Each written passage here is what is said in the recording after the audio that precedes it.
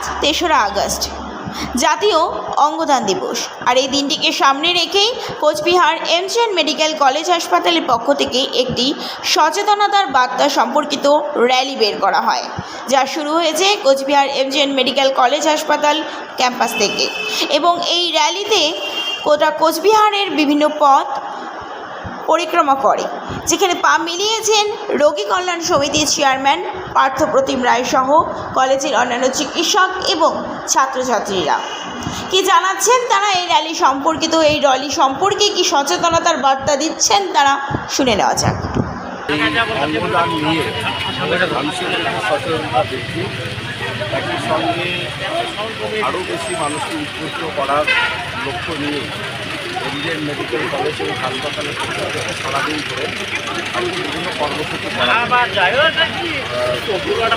Medical college ক্যাম্পাসে একটা seminar আয়োজিত হয়েছে। সেখানে বিশিষ্ট চিকিৎসকরা এ ব্যাপারে তারা আলোচনা করেছে এবং হাসপাতাল ক্যাম্পাসে ডাক্তার পড়ুয়া, নার্সিং যারা প্রশিক্ষণ নিচ্ছে তাদেরকে নিয়ে কুইজ কম্পিটিশন এবং আলোচনা এবং সেই সব সচেতনতা র্যালি আমরা করছি শহরে ঘুরে মানুষের মধ্যে সচেতন করবার জন্য।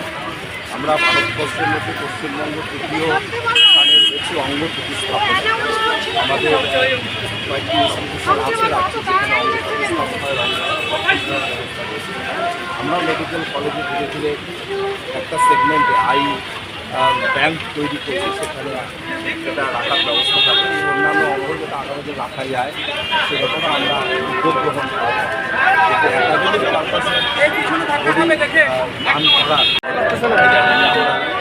যারা মেডিকেল কলেজের সঙ্গে যুক্ত রয়েছে, পড়ুয়া, ডক্টর, নার্স, আধিকারিকরা সকলে মিলে